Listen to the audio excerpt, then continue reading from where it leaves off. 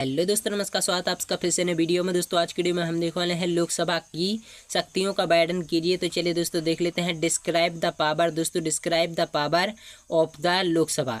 तो चलिए दोस्तों देख लेते हैं। दोस्तों संसद के दोनों सदनों में लोकसभा लोकप्रिय सदन है, क्योंकि इसके गठन का आधार जनसंख्या है और लोकसभा के सदस्यों को जनता के द्वारा प्रत्यक्ष निर्वाचन के आधार पर निर्वाचित किया जाता है। दोस्तों संसदीय व्यवस्था का यह निश्चित सिद्धांत है कि कानून निर्माण और प्रशासन पर नियंत्रण की अंतिम शक्ति लोकप्रिय सदन को ही प्राप्त होती है, और भारतीय संविधान द्वारा भी लोकसभा को राज्यसभा की तुलना में उच्च स्थिति प्रदान की गई है। दोस्तों संसद लोकसभा, राज्यसभा तथा राष्ट्रपति से मिलकर बनती है, लेकिन लोकसभा संसद की सबसे अधिक महत्वपूर्ण इकाई है।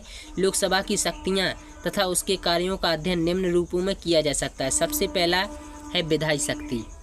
दोस्तों साधारण विधेयक के संबंध में दोनों सदनों को समान अधिकार प्राप्त है। कोई विधेयक किसी भी सदन में पूर्व स्थापित हो सकता है तथा दोनों सदनों द्वारा उसका पास हो जाना आवश्यक है, और गत्या या विरोध की स्थिति में दोनों सदनों की संयुक्त बैठक द्वारा अंतिम निर्णय लिया जाता है, और बहुसंख्यक सदस्यता के कारण लोकसभा की इच्छा ही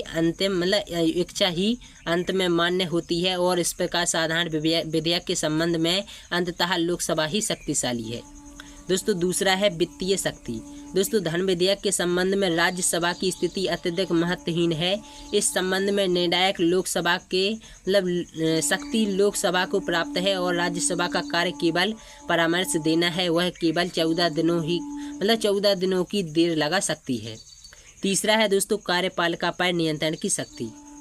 दोस्तों राज्यसभा की कार्य प्रणाली, दोस्तों राज्यसभा की कार्यपालिका शक्ति और भी महत्वहीन है। दोस्तों मंत्रिपरिषद सामूहिक तथा व्यक्तिगत रूप से लोकसभा के प्रति उत्तरदायित्व है। केवल लोकसभा अविश्वास के प्रस्ताव द्वारा मंत्रिपरिषद को पदच्युत कर सकती है। फिर भी राज्यसभा आलोचना द्वारा प्रश्न और पूरक प्रश्न पूछकर तथा अन्य तरीकों द्वारा मंत्रिपरिषद को नियंत्रित तथा प्रभावित करती है।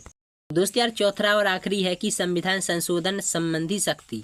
जहां एक ओर लोकसभा को सामान्य विधेयक पारित करने का अधिकार प्राप्त है, वहीं दूसरी ओर इसे संविधान में संशोधन करने का अधिकार प्राप्त भी है।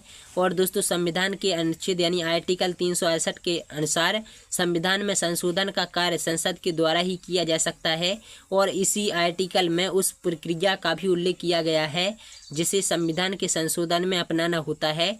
और संविधान के संशोधन के संबंध में कानूनी दृष्टि से तो लोकसभा और राज्यसभा की स्थिति समान है, किंतु व्यवहार में संविधान के संशोधन का कार्य लोकसभा की इच्छा के अनुसार ही संपन्न होता है। तो दोस्तों यार आशा करता हूँ आप लोगों को वीडियो पसंद आए। अगर वीडियो पसंद आए तो वीडियो को लाइक और शेयर करना, चैनल को सब्सक्राइब जरूर करें।